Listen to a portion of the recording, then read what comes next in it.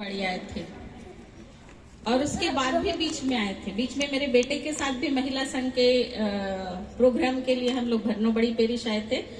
और परमेश्वर को धन्यवाद हो कि एक दिन अचानक से पहले अनुज बोला कि दीदी आपके लिए एक फोन आएगा।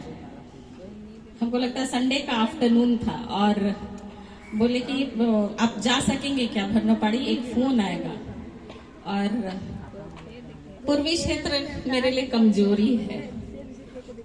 आप लोग मेरे दिल के बहुत करीब के लोग हैं, क्योंकि मैं अपने घर में मेरे माँ बाप लोग से भी सुनते आई थी कि रांची में जो लोग हैं लुथरन चर्च में या छत्तीसगढ़ में, झारखंड में, उड़ीसा में, उससे एकदम से अलग है बंगाल में जो हम लोगों के डूवर्स क्षेत्र में हमारी जो मंडलियां हैं।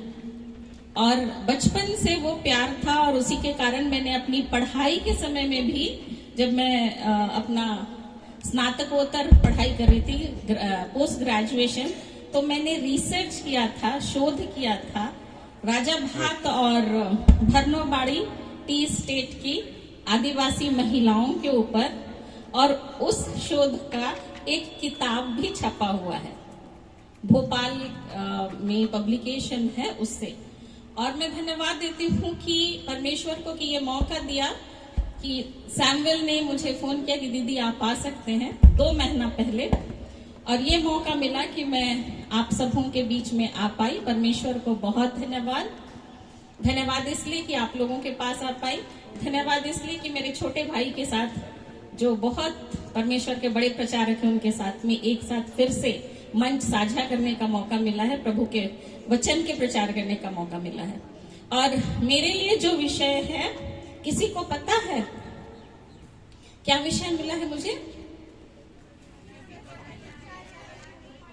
जोर से बोलिए तो। हाँ, आप लोगों को पता है कि नहीं पता है? बेटा लोगों को नहीं पता है, बेटी लोगों को पता है। मैं कल ही बोली हूँ कि मैं आप लोग की मम्मी हूँ, माँ हूँ, तो बेटी लोगों को पता है, बेटा लोगों को नहीं पता है। बेटी लोग जोर से एक बार बेटा लोग के लिए बोल दीजिए, क्या वचन है? क्योंकि, एक साथ बोलेंगे, क्योंकि परमेश्वर की यही इच्छा है कि तुम पवित्र बनो। क्या बनो? पवित्र बनो। कहाँ पे लिखा हुआ है? 1 थिस्सलुनी 4:3। चलिए एक साथ सब लोग बोलेंगे, क्योंकि परमेश्वर की यह इच्छा है कि तुम, जोर से बोलिए, पवित्र बनो। क्या बनो? पवित्र। क्या बनो? पवित्र बनो। कहाँ पे लिखा हुआ है? 1 थिस्सलुनी 3:4। 1 थिस्सलुनी 4 अध्याय और उसका 3 पद।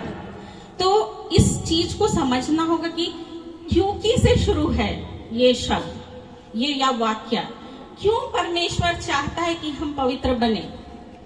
थिस्सलुनी की पत्री जो हम लोग पढ़ रहे हैं वो कौन लिखा है? कोई जानता है?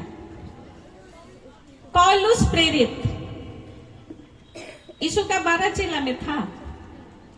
पौलुस प्रेरित यीशु के 12 चेले में से था। चलिए बाइबल क्लास है तो सवाल जवाब तो होगा, क्लास में टीचर लोग करते हैं ना।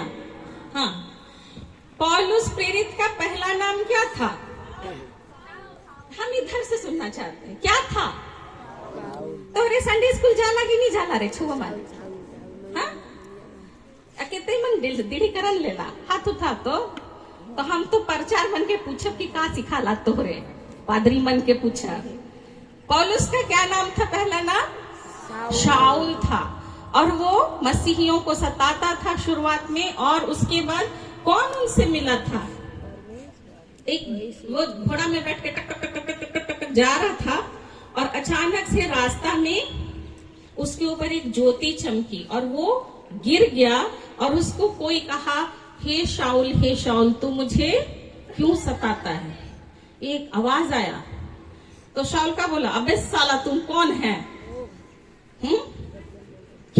शाऊल? कितने लोगों को ये स्टोरी पता है, कहानी पता है? हम लोग का संडे स्कूल होता है, सभी मंडलियों में होता है। कितने संडे स्कूल टीचर हैं? हाथ उठाइए। शाऊल की कहानी आप लोग जरूर बताइएगा लोगों को। क्यों लड़की लोग संडे स्कूल टीचर है? लड़के लोग हाँ? कोई नहीं है टीचर। इसीलिए लोग नहीं झूमने जान रहे थे। हम ना जब नाच रहे थे सब लोग, तो बार बार अनुज को बोल रहे थे लड़का लोग ना एकदम बंधन में है, वो लोग निकल ही नहीं रहा है, बाहर निकालो, गाने के लिए बाहर निकालो, जाओ बीच में जाओ। मतलब आप लोग अभी भी संडे स्कूल टीचर नहीं है। काहे? संडे स्कूल का जो समय होता है उस समय आप लोग को काम में जाना होता है, ये पढ़ाई में जाना होता है, ये कैसा होता है? सब लोग को ईश्वर बाबा चाहता है ना कि अलग अलग काम में, कोई लोग गाने अच्छा जानते, कोई लोग बजाने अच्छा जानते, कोई लोग कहानी अच्छा बताने जानते हैं। तो जरूरी नहीं है कि लड़कियां लोग सब चीज जानती है, लड़के लोगों से और भी अच्छा। अभी कंडिदात अनुज लड़की है कि लड़का है? पादरी साहब लड़की है कि लड़का है? शामिल भैया लड़की है कि लड़का है? तो फिर आप लोग कहे नहीं है? हाँ?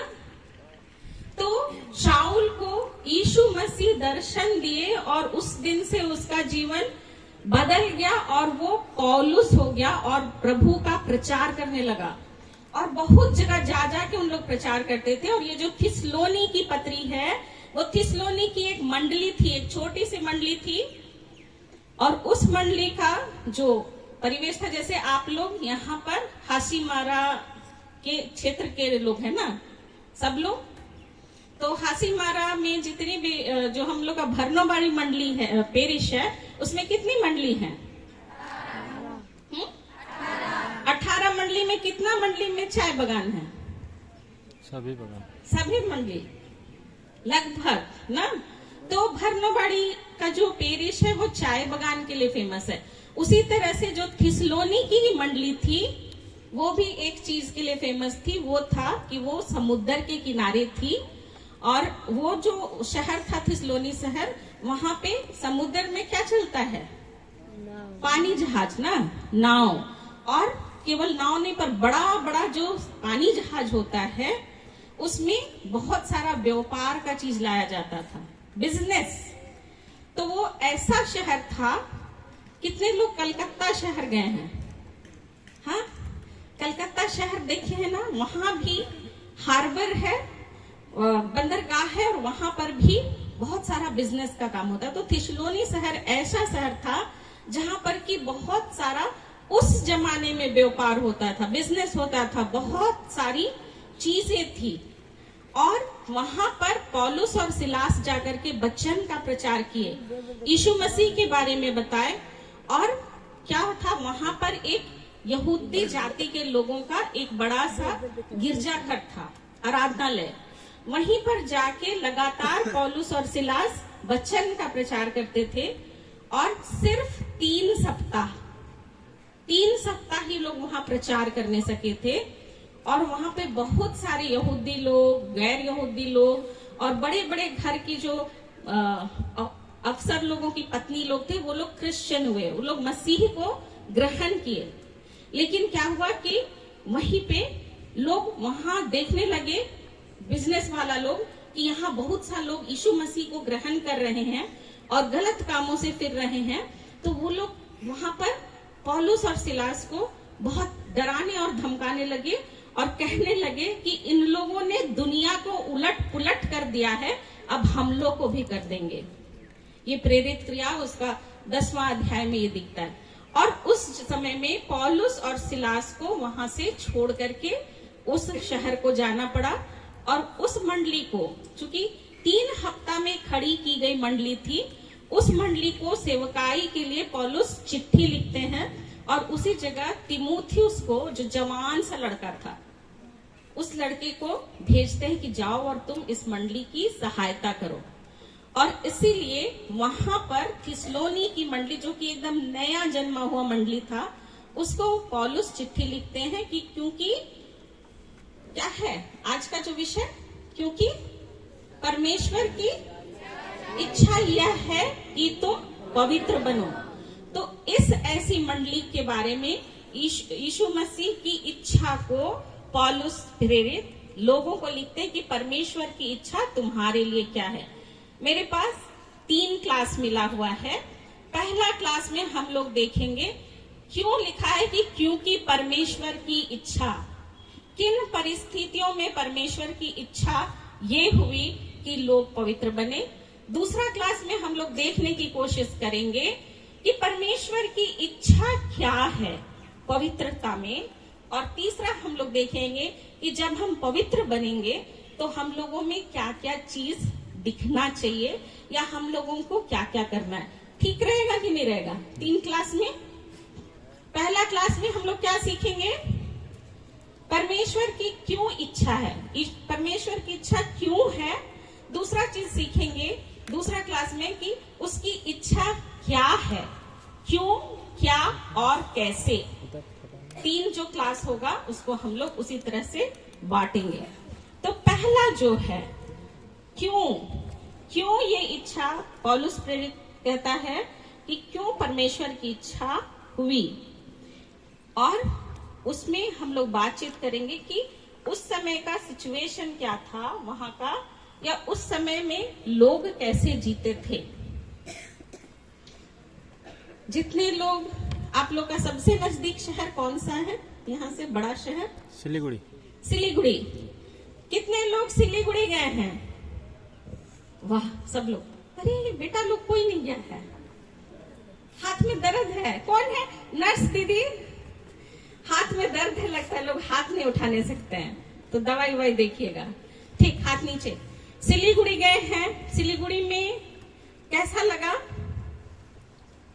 अच्छा लगा कि बुरा लगा? अच्छा लगा। क्या क्या अच्छा लगा? भीड़ अच्छा लगा, बड़ा बड़ा दुकान था कि नहीं? मॉल हम लोग को बताया गया। कौन सा मॉल था? City centre. हाँ, सिटी सेंटर मॉल सबसे बड़ा मॉल है। हम लोग उसको देखते हुए, मतलब पार होते हुए आए थे। और क्या चीज अच्छा लगा सिलीगुड़ी में? क्या चीज? हाँ, अब कुछ नहीं अच्छा लगा? हाँ, साइंस सेंटर, पढ़ने के लिए नया नया चीज जानने के लिए मिला, और बहुत अच्छा नया गाड़ी नहीं दिखा। हाँ, कौन सा मॉडल का बाइक था और कौन सा नया मॉडल का गाड़ी था। हम लोग कल आ रहे थे तो अनुज बोले कि कौन सा गाड़ी उसको बहुत पसंद है? आईसूजू, ये वाला गाड़ी बहुत पसंद। आप लोगों को नहीं पसंद आता है? हम लोग भी आदमी, हम लोगों को भी पसंद आता है चीज। सिलीगुड़ी में और नहीं पसंद आया कोई चीज? ओ, हांगकांग मार्केट। कितने लोग हांगकांग मार्केट गए सिलीगुड़ी में?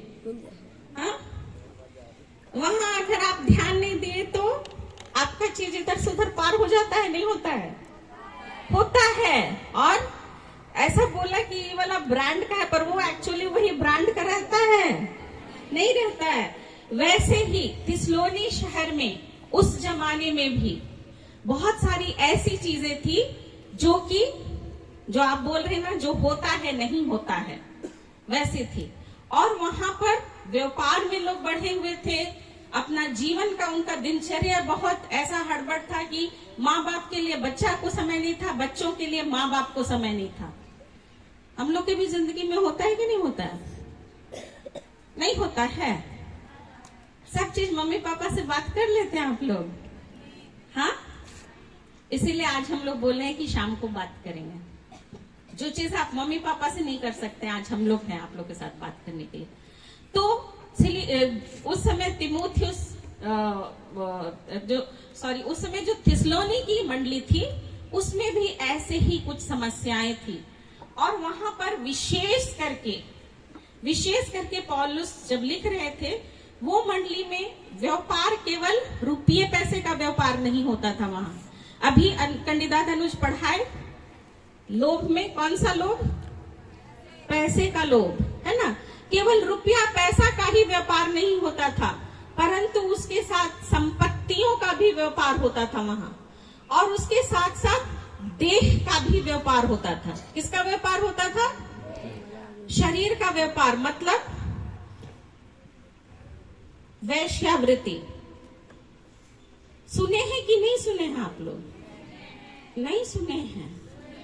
सुने हैं। लड़के लोग नहीं सुने हैं? कैसे नहीं सुने? आप लोग स्कूल में पढ़े हैं कि नहीं पढ़े हैं? पढ़े हैं। कॉलेज में पढ़े हैं कि नहीं पढ़े हैं? बोलने के लिए मना किया गया है।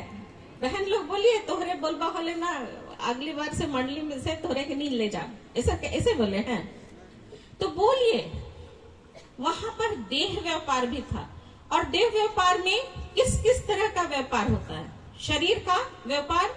उस जमाने में भी न सिर्फ वैश्यावृत्ति थी, पर समलैंगिकता भी था। समलैंगिकता का मतलब जानते हैं?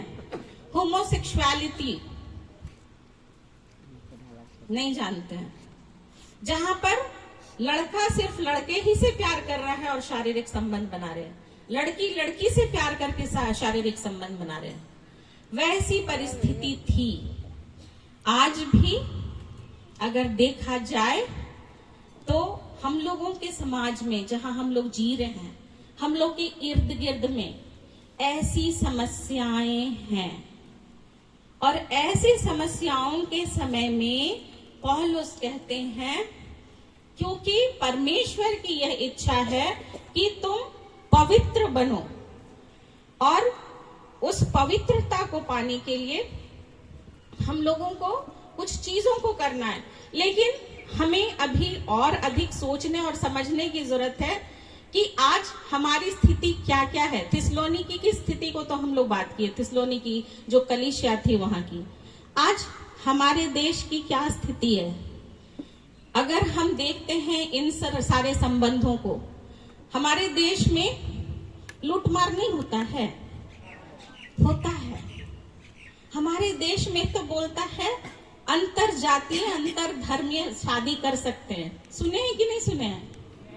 इंटरकास्ट मैरिज हम लोग के देश में होता है कि नहीं होता है? एक क्रिश्चियन लड़की एक हिंदू लड़का के साथ शादी कर सकती है। ये कानूनी मान्यता है कि नहीं है? हाँ, कानून मान्यता देता है। लेकिन क्या हम जिस विश्वास को मानते हैं, जिस आस्था में है, वहां मान्यता है या नहीं है? नहीं। अगर आप लोग नहीं बोलिएगा तब सच्चाई को नहीं जानिएगा और गलत चीज को कीजिएगा। पीछे भी जो बैठे हैं आप लोग भी बोल सकते हैं, अंतर जातीय अंतर धर्म शादी हम लोगों के आस्था में, हम लोग के विश्वास में मंजूर है क्या? असमान जुए से मत जूतो, वचन कहता है ना। हाँ, पर हमारे देश में इसको लोग बढ़ावा देता है, और ऐसी प्रवृत्ति में हमारे लोग दूसरी आस्था में, दूसरे विश्वास में ढलने लगते हैं। हम लोग के बीच में ये प्रथा है या नहीं है? चाय बगान में है कि नहीं है? हाँ, थिस्सलुनीकी की मंडली में ऐसा ही कुछ था, और उस समय प्रभु बोले, पौलुस बोले कि पवित्र बनने की जरूरत है। हमारे देश में अंतर धर्म, किसी भी धर्म को मान लो कहता है, किसी भी, तो उसमें हम अपनी आस्था को छोड़ करके अंतर जातीय विवाह के द्वारा अपनी आस्था को छोड़ के कहीं और जा रहे हैं। हमारे देश में और क्या क्या चीजें हैं जो इस तरह की बातों को लाती हैं? कोई नौकरी में जाना है तो थोड़े सन घूस दे देने से नौकरी मिल जाएगा। होता है कि नहीं होता है? हाँ, होता है। या कुछ काम के लिए लोग बोलते हैं इतना % दे दो तो हो जाएगा। क्या ये सही है? हाँ, है। बपतिस्मा की भाषा में बोलते हैं, और इस देश की बुरी रीति को छोड़ देता हूँ। देश की ये बुरी रीति है। तो थिस्सलुनीकी की मंडली में भी ऐसा ही था। वहां भी घूस पेश, दांव पेच, और जिसका पैसा है उसी का बोलबाला है, इसी तरह का था। इसके साथ साथ हमारे देश में बोलता है कि तलाक कानूनन सही है। क्या हमारे क्रिस्तीय विश्वास में तलाक की मान्यता है? आप जवान बच्चे लोग हो, और इसलिए मैं बात करना चाहती हूँ, क्योंकि माँ बाप लोग आप लोग से बात नहीं करते हैं, और इसलिए मैं इन सब बातों को करना चाह रही हूँ। तलाक की मान्यता हमारे हमारे विश्वास में नहीं है। अगर आप पढ़िएगा, सुसमाचार में भी लिखा हुआ है कि अगर कोई अपनी पत्नी को छोड़ करके दूसरी पत्नी से शादी करता है तलाक के बाद भी, तो वो भी व्यभिचार है। और 10 आज्ञा में व्यभिचार मत करना लिखा हुआ है। तो हमारे देश में तलाक की भी मान्यता है। हमारे देश में अब समलैंगिकता को भी मान्यता मिल गया है कि एक लड़की दूसरी लड़की के साथ अपना जीवन बसर कर सकती है। और इसके साथ साथ हमारे देश में लिव इन रिलेशनशिप भी है।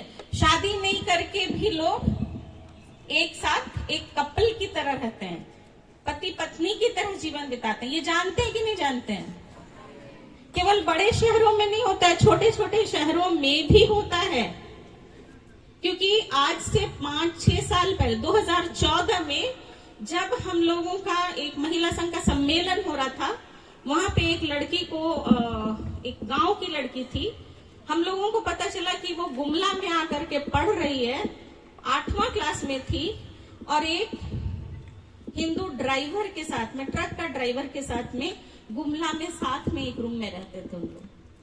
तो छोटे छोटे शहरों में भी ऐसी चीजों का प्रैक्टिस हो रहा है कि जब तक दोस्ती है हम दोनों साथ में रहेंगे और सब चीज करेंगे जैसे पति पत्नी जिंदगी में जीते हैं। और जिस दिन फिर मन उब गया तो फिर अलग हो गए और फिर जानवरों की तरह फिर दूसरे जानवर के साथ रहने का। तो हमारे देश में इसको भी मान्यता दिया गया है। और ऐसी परिस्थिति में थिस्सलुनीकी की भी मंडली थी। ऐसी परिस्थिति में थिस्सलुनीकी भी मंडली थी जहां पौलुस कहता है, क्योंकि परमेश्वर की यह इच्छा है कि तुम पवित्र बनो। मतलब जो अनुज बता रहे थे, बदलाव जरूरी है। एक बदलाव लाने की बात करते हैं कि ऐसी परिस्थिति में भी तुमको वहां से निकलना है, उस जगह को छोड़ना है। हम देश के बाद आते हैं अपने आदिवासी समाज की। कितने लोग जानते हैं हम लोग आदिवासी हैं? कितने लोग जानते हैं? हैं? नहीं हैं? हैं कि हम लोग क्रिश्चियन हुए तो आदिवासी नहीं हैं। कितने लोग ये सोचते हैं कि हम लोग क्रिश्चियन हो गए तो अब हम लोग आदिवासी नहीं रहे? हम लोगों को के खून से, हम लोग के जीन से, हम लोग की हेरिडिटी से, हम लोगों के रीति दस्तूर से हम लोग आदिवासी हैं। और हम लोगों के विश्वास से और हम लोगों के जीवन जीने से हम क्रिस्तीय हैं। तो हम लोग जो आदिवासी हैं, आदिवासी समाज में और क्या क्या ऐसी चीजें हैं? ढुकू ढुकना यहाँ होता है, छोटा नागपुर में तो होता है। ढुकू की प्रथा बहुत अच्छी प्रथा है। मन तो के रतियालो से मेला में जाए रहो, अब तो हमर हो गए, चल मोर घर। ढुकू ढुक गए, अब क्या करेंगे? तो पंच लोग को बुलाओ, एक ठो बंडा कटा, सब लोग खा लिए, मंडली भीतर मंडली बाहर, हो गया शादी। क्या ये रीति दस्तूर सही है? हाँ, ढुकू ढुकना। और कोई बीमार हो गया तो पीछे घर वाला, आगे घर वाला, पूरब की पश्चिम केहर देख देलक, नजर गुजर लगलक। सही बोल रहे हैं, गलत बोल रहे हैं?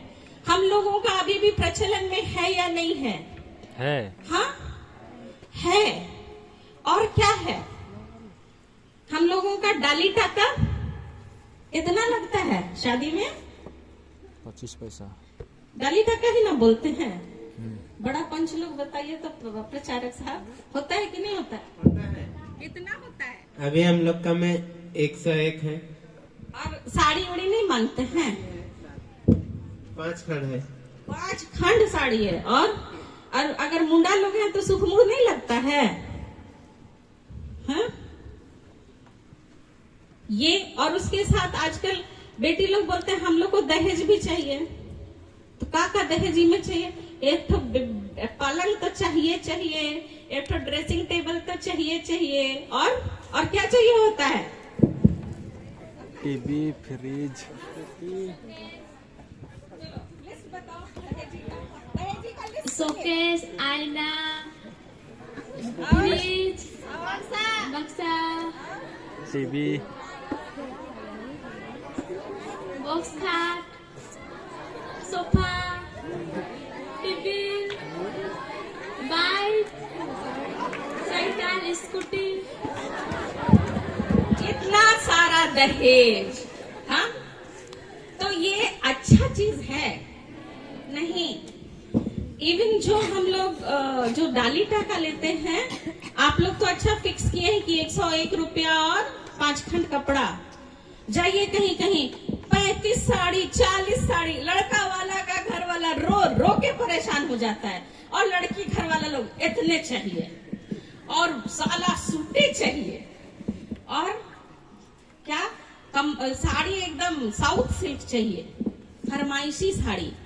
तो ये सब जो चीजें हैं, और हम लोगों में दहेज नहीं होता था, और आज हम लोग देश की बुरी रीति की दहेज को भी अपने पास में ले आए हैं। तो क्या ये सही है? थिस्सलुनी की मंडली में ऐसा ही सब चीज था, और इसीलिए पौलुस उनको बोलता है कि ये सब चीजें जब तुम्हारे बीच में है, तो परमेश्वर तुमको किसी और काम के लिए चुना है, और क्योंकि परमेश्वर की तुम्हें चुना है, इसलिए उसकी इच्छा है कि तुम सब पवित्र बनो, इन सब चीजों में से निकलो। अगर हम अपने चर्च की स्थिति देखते हैं, अपनी मंडलियों की, अपनी कलीसिया की, क्या है? अभी हाल में हम लोग का इलेक्शन हुआ था, क्या था? मौके चुनबा तो रहब, नी चुनबा तब जाम्बा। पद का घमंड। कुछ लोग सेवकाई को समझते हैं कि जब पद मिलेगा तभी हम काम करेंगे, और कुछ लोग क्या बोलते हैं, मैं तो प्रेसिडेंट है को, मैं तो सभापति हूं, मैं तो बैठ गई, या मैं बैठ गया, हम ऑर्डर देंगे, आप लोग को सुनना है। तो क्या जिनको पद मिला है, जो सभापति हैं, वो केवल ऑर्डर देने के लिए है? हमारी कलीसिया में भी बहुत सारी छोटी छोटी चीजें हैं जिन्हें अभी सुधार की जरूरत है। मुझे ये पता चला था कि महिला संघ का सिनोड का चुनाव के लिए लोगों को फोन करके और SMS व्हाट्सएप करके बोला गया कि इसको चुनना है। मतलब पद की लोलुपता, या कहे कि एक ऐसा लोभ पद का, जिसके लोग अब परमेश्वर की इच्छा की जगह अपनी इच्छा को पूरी करने में लगे हैं, या जो पद में आ गए तो बोले कि आपको मेरा सुनना होगा और किसी का नहीं सुने। पर कलीसिया की हम लोग सब कोई देह है, प्रभु की देह में, कलीसिया में हम लोग सब कोई अलग अलग अंग हैं। पादरी के लिए परमेश्वर अलग काम रखा, प्रचारक के लिए अलग काम रखा, पंच के लिए अलग काम रखा, मम्मी पापा के लिए अलग काम रखा है, जवानों के लिए अलग काम रखा है, संडे स्कूल के बच्चों के लिए परमेश्वर काम रखा है, छोटे छोटे दूध पीते बच्चों के लिए भी काम रखा है, और सब मिलके हम कलीसिया के अंग हैं। तो हमारे अंदर में भी कहीं कहीं पर कमी है। अभी जब नए चुनाव होके आ गए हैं, बहुत जगह बाहर लेन देन में भी दिक्कत है। हो रहा है कि नहीं हो रहा है? होता है। तो बाहर लेन देन के समय में भी पारदर्शिता ये जरूरी है। हम अपनी मंडली को ही केवल नहीं देखें, अपने परिवारों में देखें। हमारे परिवार में ऐसा नहीं लगता है कि माँ बाबा फलाना को ज्यादा प्यार करते हैं, हमको नहीं करते हैं। कितने बच्चे लोग को लगता है ऐसा? बहुत लोग को लगता है कि अपने भाई बहन लोग में, कितनी बेटी लोग को लगता है कि माँ बाबा लोग ज्यादा बेटा लोग को प्यार करते हैं? हाथ उठाइए। ओह, बाकी लोग को नहीं। अब कितना बेटा लोग को लगता है कि माँ बाबा लोग बेटी लोग को प्यार करते हैं, हम लोग को नहीं। वाह। तो घर में भी दिक्कत है। अभी ही कैंडिडेट अनुज क्या बता रहे थे कि जब आप नौकरी करने के लिए, कमाने के लिए लगते, तो माँ बाप ये नहीं पूछते कि तुम क्या कर रहे हो, क्या करोगे, पर क्या पूछते हैं? कितना कमाओगे। परिवार में भी बिजनेस शुरू हो गया है। परिवार में भी बिजनेस शुरू हो गया है कि हम मेरा बच्चा को बढ़ाए तो मेरा बच्चा भी हमको देगा। ये परिवार है क्या? मेरा एक बेटा है, हम उसको हर समय बोलते हैं, उम्मीद नहीं रखो कि हम तेरे साथ रहेंगे, हम अपना रहेंगे। तुम मेरे पास आना भले, लेकिन मत उम्मीद करना कि हम तेरे पास रहेंगे। तो हर एक जन को अपना अपना बोझ उठाना है। परिवार को भी हम लोग व्यापार जैसा बना दिए। हम लोग माता पिता अपने बच्चों को कितना समय देते हैं, जितने माता पिता हैं, कितना आप अपने बच्चों के दोस्तों के बारे में जानते हैं, या कितने ऐसे बच्चे हैं जो अपने मम्मी पापा को समय देते हैं अपने दोस्तों से ज्यादा?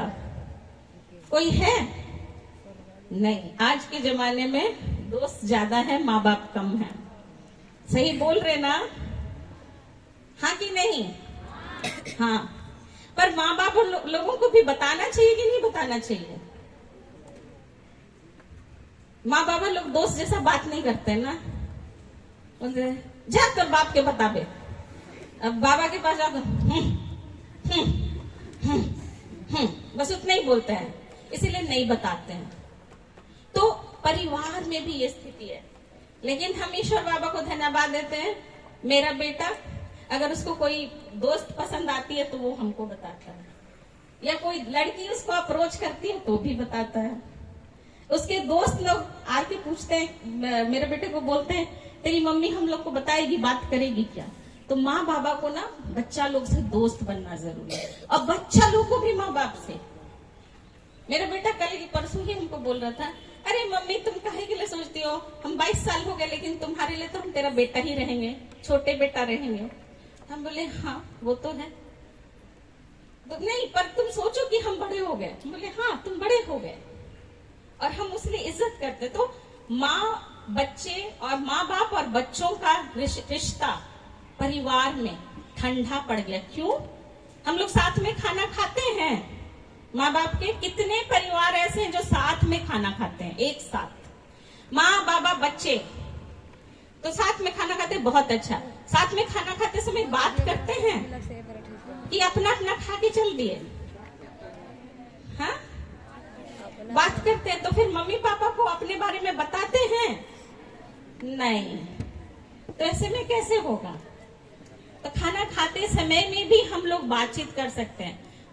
हम लोग 4 बहन थे, और मेरे माँ बाबा लोग के साथ हम लोग दिन भर नहीं खाना खा सकते थे साथ में, सब लोग का अलग अलग समय होता था। लेकिन रात का जो समय होता था हम लोगों का एक साथ खाना खाना, एक साथ विनती करना, उसके बाद उठना। और कभी कभी खाना खा के हाथ सूख जाता था, पर उसी जगह दिन भर का खींचातानी, रोआ धोआ, डांट फटकार सब खत्म करके फिर हम लोग विनती करने जाते थे। कितने परिवार हैं जहां एक साथ प्रार्थना करते हैं? उधर केवल दिख रहा है हाथ। एक साथ प्रार्थना करना बहुत अच्छा। जहां एक साथ प्रार्थना होती है, हम राउरकेला में गए थे तो एक परिवार में ऐसा होता था, हर दिन विनती होता था एक साथ, लेकिन हर दिन केवल बापे हर विनती करता था। बच्चा लोग को बाइबल पढ़ने तो दे देता था, साक्षी मानी गीत तो सब कोई गाते थे, लेकिन विनती केवल बापे करता था। तो वैसा तो नहीं ना है, सब लोगों को परिवार में मौका मिलना। तो ऐसी ही परिस्थितियों के मध्य में थिस्सलुनी की मंडली थी। हम अपने व्यक्तिगत जिंदगी को भी देखें, जो जिंदगी यहाँ पर हम लोग बैठ के हैं, क्या वही सच्चाई से बोलिए, अपना अपना दिल में हाथ रख के बोलिए सच्चाई से कि क्या आप जो अभी यहाँ बैठे एकदम वैसे ही हैं, या अंदर में कुछ और भी है? हाँ, हमारे अंदर में कुछ और है या नहीं है? कुछ चीजें ऐसी है आपकी जिंदगी की जिसको आपके सिवा कोई और नहीं जानता है। सच बोल रहे या गलत बोल रहे हैं? भाई लोग, बेटा लोग, आपका जिंदगी एकदम खुली किताब है, कोई भी लड़की पढ़ सकती है क्या? हाँ? या यहाँ पे पादरी साहब है, वो एकदम स्कैनर लगा के देख सकते हैं आपके अंदर क्या हो रहा है, या आप जानते हो और कोई दूसरा नहीं जानता? ऐसा है ना? है कि नहीं है? आपका अपना सीक्रेट है कि नहीं है? और अपने दोस्त लोग को बोलते ना, एक सीक्रेट बता रहे हैं, तुम मत बताना किसी को, लेकिन वही दोस्त सबसे पहले बताता है। तो आप और हम जान रहे हैं अपनी अपनी जिंदगियों को भी, और ऐसी परिस्थिति में अगर आप मुड़ के देखेंगे तो सभी परिस्थितियां ना ठीक थिस्सलुनी की जो मंडली थी उसमें भी ऐसी ही परिस्थितियां थी, और उन परिस्थितियों से निकलने के लिए पौलुस प्रेरित थिस्सलुनी की मंडली से कहते हैं कि क्योंकि किसकी इच्छा है? परमेश्वर की इच्छा है कि तुम क्या बनो? पवित्र बनो। पवित्र बनो। मतलब जितनी जो हम लोग बातें किए, क्या वो हमें पवित्रता में लेके चलती है?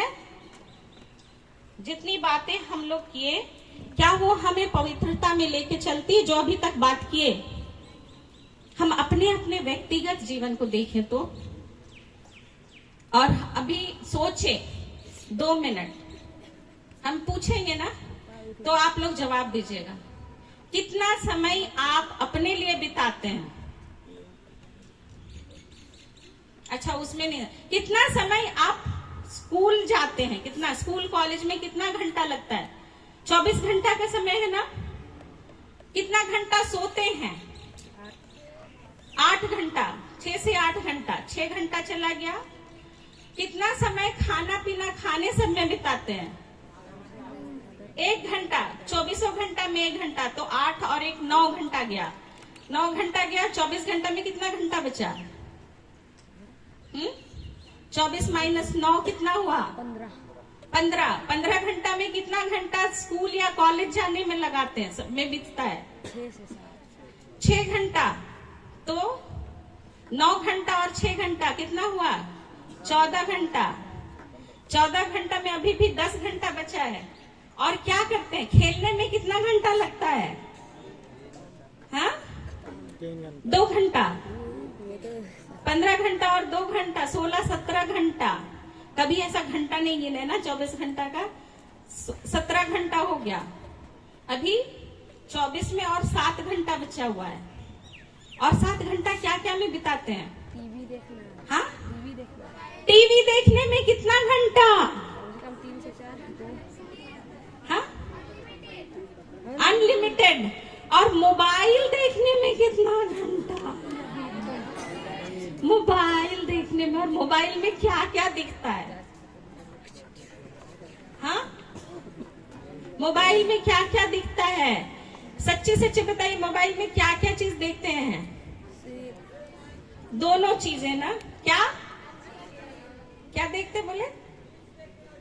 रील्स देखते हैं। वाओ, नया रील्स आया, उसने बनाया, मैंने देखा। हाँ, अरे वो तो डिलीट कर दी, गया रील। और क्या देखते हैं? मोबाइल में अच्छी चीजें बुरी चीजें दोनों हैं।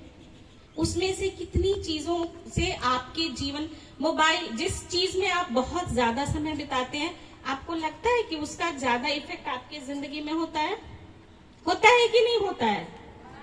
जिस चीज से आप ज्यादा संपर्क में रहेंगे, आप धूप में खड़ा होइए तो 1 घंटा ही केवल टैन होंगे कि नहीं होंगे? हाँ, धूप सूरज का प्रभाव आप में पड़ेगा, आप भारत से अफ्रीका चले जाएंगे। सही बोले या गलत बोले? एकदम सही बोले ना। तो अगर हम मोबाइल के साथ अपना समय बिता रहे हैं सबसे ज्यादा, तो उसमें की चीजों के समान हमारा मनस्थिति होगा। पहले हमारी सोच बदलेगी, दिमाग बदलेगा, और जब दिमाग उस तरह से बदलेगा तो फिर हमारा शरीर में भी उसका असर दिखेगा, हमारी बोली में भी उसका असर दिखेगा, हमारे व्यवहार में भी उसका असर दिखेगा, और संपूर्ण जीवन में ऐसा दिखेगा असर।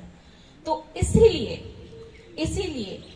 इसीलिए पौलुस तीमुथियुस की मंडली से कहता है, क्योंकि जब ऐसी परिस्थितियां हैं तो पवित्रता की ओर आगे बढ़ना है। पवित्रता में आगे बढ़ने का मतलब, जो चीजें हैं उसको आपको छोड़ना है, यीशु मसीह के लहू से अपने आप को धोना है और शुद्ध होकर के बाहर निकलना है। पौलुस कहता है थिस्सलुनी की मंडली से, क्योंकि परमेश्वर की इच्छा ये है कि तुम पवित्र बनो।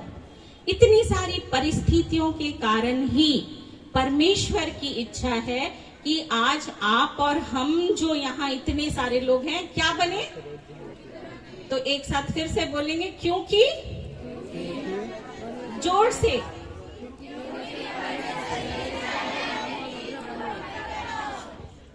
बेटा लोग बोलेंगे, एक साथ एक साथ एक साथ, हड़बड़ा के नहीं, क्योंकि नहीं, फिर से एक साथ, क्योंकि परमेश्वर की यह इच्छा है कि तुम पवित्र बनो। उधर जो लोग पैंडल से बाहर के लोग हैं, वो लोग थोड़ा बोलिए तो हम लोग आप लोग का भी आवाज सुने। बोलिए एक साथ, क्या बोलना है नहीं पता ना, बातचीत केवल पैंडल वाले लोग के लिए हो रही है। चलिए सब लोग बोलेंगे, क्योंकि परमेश्वर की यह इच्छा है कि तुम पवित्र बनो। एक साथ बोलिए आप लोग। कहां पर लिखा हुआ है? पहला थिस्सलुनी 4 चौथा अध्याय का 3 पद। तो हम लोगों को याद रहेगा, हम लोग जब अगले क्लास में जाएंगे तो परमेश्वर की इच्छा क्यों है वो जानने की कोशिश करेंगे। इतनी सारी बातों को किए, और परमेश्वर का यूहन्ना 3:16 क्या कहता है? यूहन्ना 3:16 किसको याद है? केवल लड़कियों को, लड़कों को नहीं याद है, संडे स्कूल में नहीं सीखते हैं। अच्छा लड़के लोग मेरे साथ बोलेंगे। अच्छा एक जन को याद है? सातरी में, हिंदी में, कुड़ूख में, इंग्लिश में। यूहन्ना 3:16। क्योंकि परमेश्वर ने जगत से ऐसा प्रेम किया कि उसने अपने एकलौते पुत्र को दे दिया कि जो कोई उस पर विश्वास करे सो धन्य हो, नाश ना हो, और नाश ना हो, परंतु अनंत परंतु अनंत जीवन पाए। ताली बजाएंगे। लड़का लोग को नाक कटाने से बचा दिया। क्या नाम है बेटा? प्रिंस। प्रिंस लड़कों को नाक कटाने से बचा दिया। कल सुबह हम लड़कों से सुनेंगे यूहन्ना 3:16 को। उन लोग रात का होमवर्क है, लोग रट के आएंगे। ठीक है, ठीक है ना? तो क्योंकि परमेश्वर की इच्छा यह है कि तुम पवित्र बनो। क्यों? क्योंकि परमेश्वर हम लोगों से प्यार करता है, और उस प्यार के तहत उसने अपने बेटे को दिया कि हम और आप एक एक जन, चाहे यहाँ पर बुजुर्ग बाबा है वो, चाहे यहाँ पे छोटे बच्चे हैं वो, या आप लोग जो जवान हैं, सब लोगों को अनंत जीवन मिले। और अनंत जीवन के लिए जरूरी है यीशु मसीह को ग्रहण करना, और यीशु मसीह को ग्रहण करने के बाद पवित्रता में अपने जीवन को बिताना। और हम लोग इस बात को आगे की क्लास में आराम से जरूरी है कि पढ़ेंगे। अगर आपके मन में कोई सवाल है अभी तक की बातों में, तो आप अभी भी पूछ सकते हैं, या शाम को भी हम लोग पूछ सकते हैं, और हम लोग आपस में बातचीत करेंगे। आइए हम लोग प्रार्थना करें। पवित्र पवित्र पवित्र सेनाओं के यहोवा पिता परमेश्वर, तू पवित्र है, तू महान है, तू प्रेमी है, और उसी प्यार के तहत तूने हम सबको बुलाया है कि हम तेरे स्वरूप में, जो तूने अपने स्वरूप में सृजा है, तेरे उस आशीष को और तेरे उस स्वभाव को जो पवित्रता का है ग्रहण करें। प्रभु तू हमें आशीषित कर और हमारे जीवन को आगे बढ़ा। हे प्रभु परमेश्वर, जितनों ने तेरे वचन को सुना है उनके हृदय में तू उसे अधिकाई से बसने दे। यीशु के मधुर और मीठे नाम में इस प्रार्थना को सुन और ग्रहण कर। आमीन।